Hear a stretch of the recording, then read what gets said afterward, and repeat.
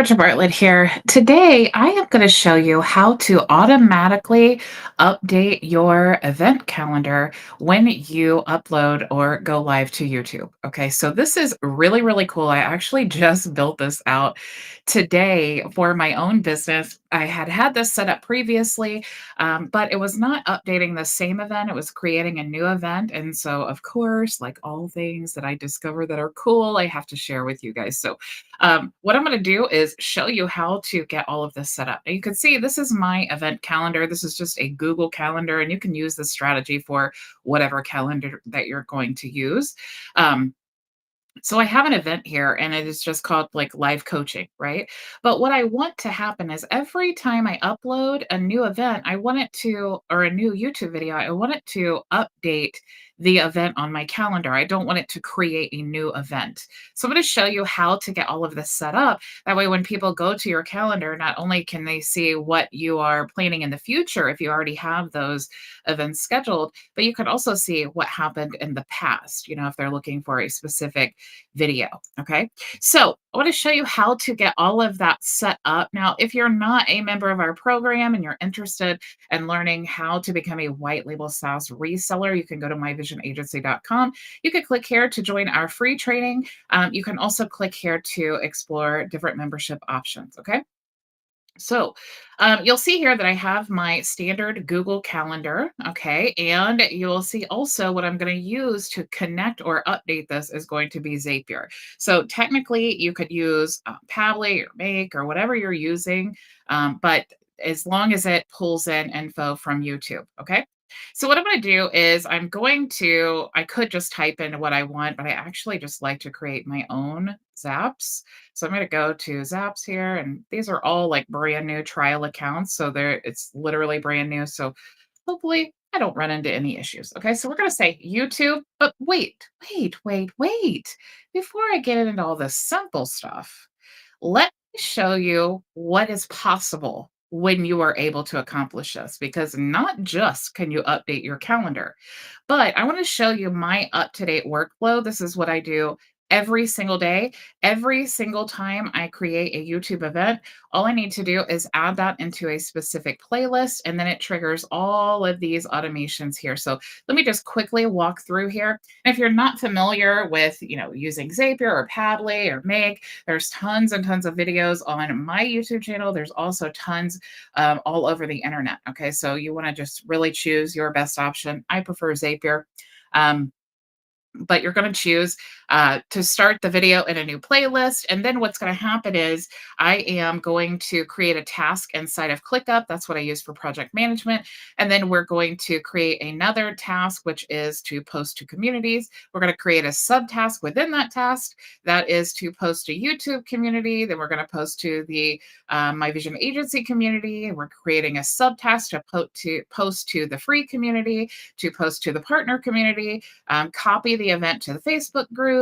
We're going to create a task so that we can submit this specific video to our YouTube SEO person who updates all of our videos. We're also going to create a task for our YouTube thumbnail person who's going to then create the thumbnail and update that. And then we're also going to find the event.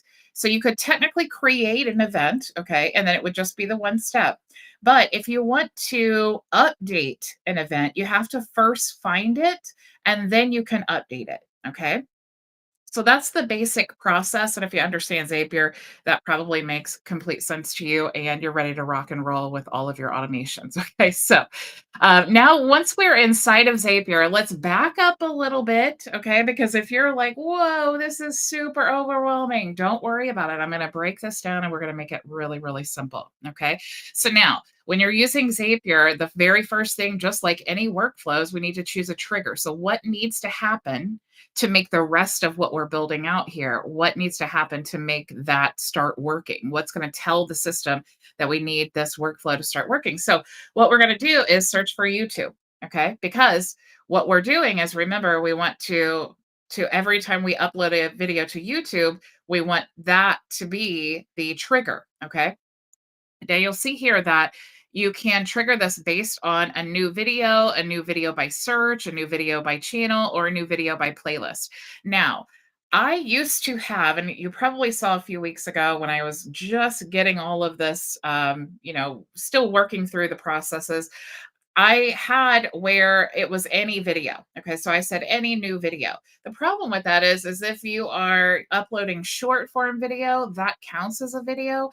And so you maybe don't want all of your short form videos to be doing these automations. So you could choose add a video in the playlist, and then you're just simply choosing, you're creating your videos and you're creating a playlist. And then as soon as you click on that video and add it to the playlist, that is going to be what triggers this automation. Okay. So, for the sake of being consistent with what I have already built and what I just told you, which is probably what you want to do too, I'm just going to say a specific playlist. Now, what I love about this too is when you're using playlists, you can be very specific about the types of videos. For example, maybe I wanted to break down my playlist by like high level tutorials or our, white label AI ads tutorials or whatever. And then when I add that specific video, I could trigger different automations based on whatever playlist I add them to. So you definitely have a lot of functionality when it comes to utilizing the playlist inside of YouTube.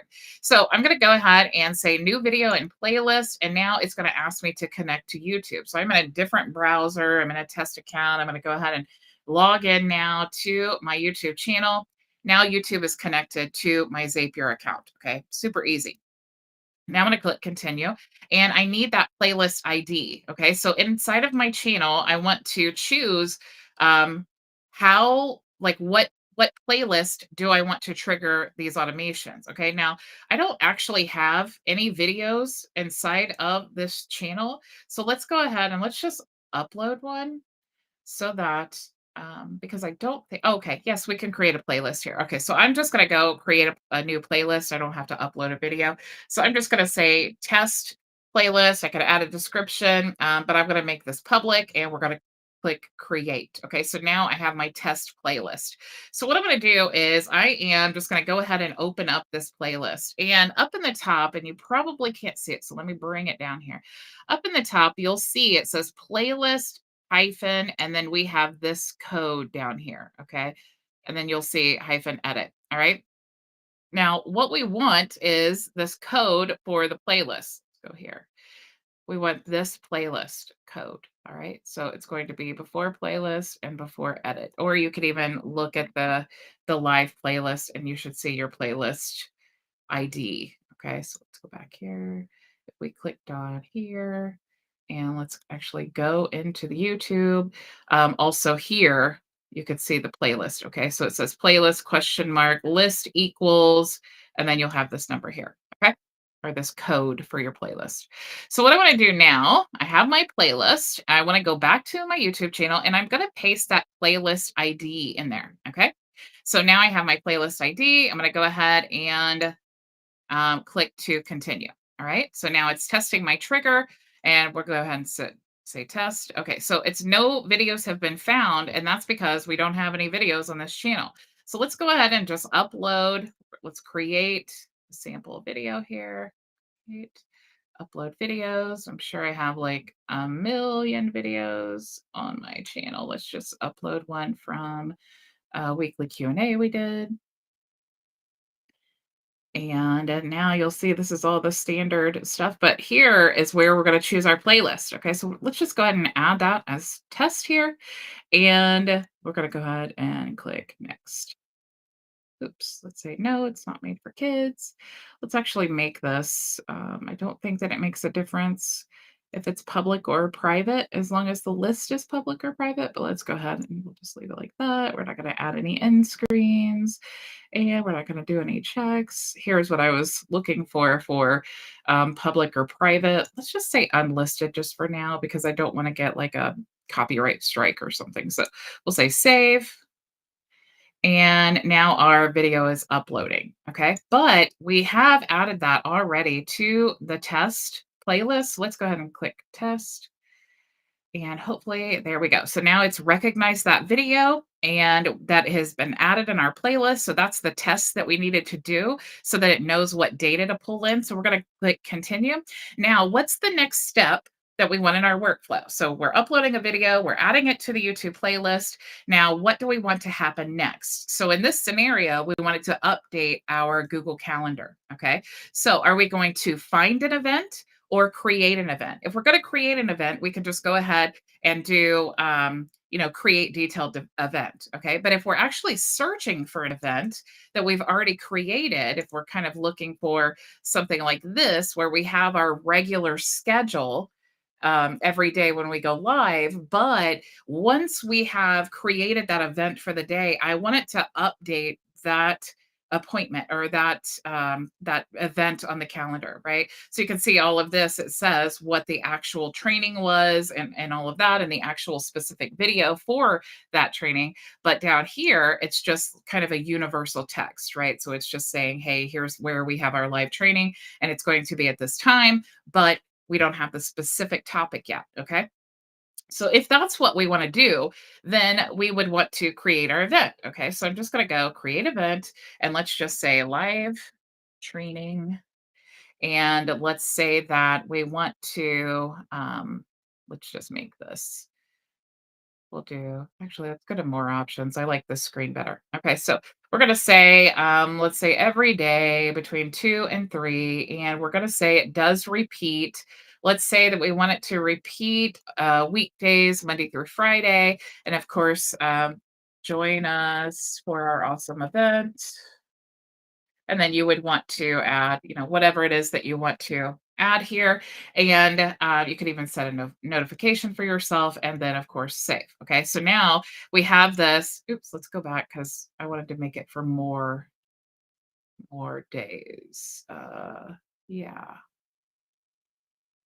Why does it say the 3rd to the 3rd every week? Oh, okay, because I'm looking at sorry about that. I had to figure that out. I was looking at the weekly view, and I was like, "Why is it only showing those 2 days?" Because I'm not on the monthly view. Okay, so now we have our full month here, and if we wanted to not look at the holidays, we could just toggle that off. Okay, so this is our event that we just scheduled that's going to be on our event calendar. Now, if we wanna share this with people or embed this, I have training. If you go to my YouTube channel and just search the word Google Calendar in there, you'll actually see how to embed all of this. But you can set all of this up, grab the shareable link, and embed that into a page. And then it's going to pull it in just like I did. That's all I did. It's just a Google Calendar embedded into a high level page. Okay. So, what we want to do now that we have our reoccurring event, when we're setting up our event in Zapier, the first thing we want to do is now we want to look for that event. Okay. So, I'm going to go to find event and click continue. So now it's asking me to connect to my Google Calendar. So I'm going to go ahead, same thing as YouTube. I'm just going to go ahead and allow the permissions so that Zapier can connect to my Google Calendar, and easy peasy. So I'm going to go continue. All right. So now I need to choose the calendar that I want this to be the event is created in. Okay, so this calendar right here, and now I can choose a search term, or I could choose a start time. Now I'm going to pull this up because this gets super like kind of confusing, and I just want to show you like the back end of this. Okay, so when we're looking for find the event in the calendar, then we have you really don't want to put anything except make sure that it's start time. Okay, so don't put anything here. Don't worry about it. Just make sure start time, because start time is what is going to, it's basically going to look for the next event. Okay, so you could have 5 million events, I guess, but I mean, you really wouldn't want to on your event calendar, but you just want to choose start time, and that's what's going to look for the next one. Okay. So if we go back to our workflow here, again, we're leaving all of this empty. It says start time. So we're going to go ahead and click next. Okay. So now we want to test this step. So it's going to now look for the next event that we have scheduled. And you can see this is the information that it's pulled in. Okay. So that's good. We needed that. Now you can see there's a little triangle here, and it's like, hey, warning, this isn't complete. And that's because it found the event, but we haven't told it what to do with that information yet. Okay. So, what we want to do is another step in the Google Calendar, but this time we are going to update the event. So, the first step, we're looking for the event. the next step, we're updating the event. Okay. So I'm going to choose update event and continue and continue. And you'll see now we have our calendar. So what calendar is it going to be in? It's going to be here. Now, here is where we want to choose the event. Now, we could choose this event here, but we could also go to custom, go to the calendar, because you may have, like I said, multiple events. And if you want to make sure that you're choosing the correct event, you can go to the calendar and choose ID. So that is the event ID. Okay. Now here is where you're going to fill in the info from the event. Okay. So what is the summary? And you can see we go back to looking at mine here, we have the finding the event. And then when we have the update the event, again, we're going to the calendar. We have the event ID. We have the summary, which is the title of the video. We have whatever text we want to add to the description there. You can add your location. Like I added the location here of the actual video of YouTube. But I will say, like, if you're looking at the calendar, though, just full transparency, you're looking at this calendar and someone goes to pull that up, you'll see like on this version, it says map, and then it just kind of opens up to this weird map, so it doesn't link it very well. If you went to the actual calendar, though, and you went to the event, you could see that it actually makes it a clickable link. So just full transparency, you guys can decide whatever you want to in that scenario. Okay. So going back to our workflow now, we have chosen the exact event ID. Now we're going to choose what do we want to be in the summary of the event. So since I'm pulling in information from the YouTube video, I want to go to the step that has the information from the YouTube video. Okay, so I'm going to choose the YouTube info and I'm going to choose the title of the video. Now, down here, I probably want to choose like the description of the YouTube video. Okay, maybe I also want to choose the link to the YouTube video. Obviously, that's important. Okay, and I could choose any of this other data that I wanted to. Okay, now, I'm going to now here's what I was talking about for the location. If you really wanted to put locate, or even if you had like an address, if this was a real event that you were going to, you could add the location there. But for the sake of this training, we'll just say YouTube event. It's up to you if you want to do that. Okay, so now if you're looking at this, you'll see I don't have a start time or end time. I don't have any of this information filled out here, and that's totally fine. You don't need to, because in that initial step, we were just looking for the next event. Okay, so I'm just making sure that you guys understand, because I know we all have different businesses and all kinds of different strategies. And so if you know the why about things, then that helps you when it comes time to troubleshooting. Okay, so if you're like, why are you harping on this? That's why. All right. So we're not going to add anything here, because remember, we have already added the time and the date and all that stuff to the event. So we don't really need that. Now we're just updating the event with the information that we want to update it with. Okay. So that's why we're choosing the title of the video and all of those things. Then we're going to click continue. And of course, we want to test this step. Okay. So, oops, dang it. I didn't want to test that on my own. Let's go here. Okay, so I am gonna scroll down here. Let's test it on the actual one that we're testing. Okay, so test step. And now you'll see that we've pulled in the data. If we go back to our calendar here, you'll see that it is now updated this specific date with all of the information that we told it, right? So it's the link from the YouTube video. We didn't have any description on there because we just uploaded it.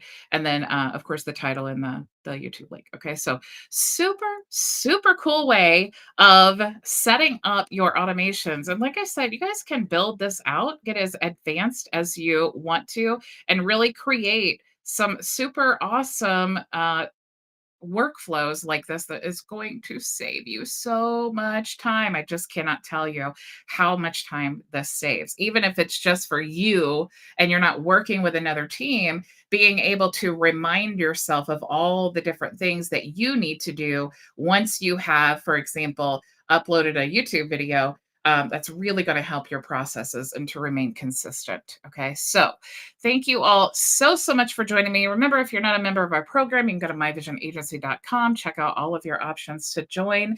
And I will see you tomorrow, same time, same place. Go make your vision a reality. Bye. Thank you so much for joining us for today's training. If you have any questions, you can join us for open office hours starting right now at bridgetbartlett.com. It's free and open to everyone, so I'll see you there.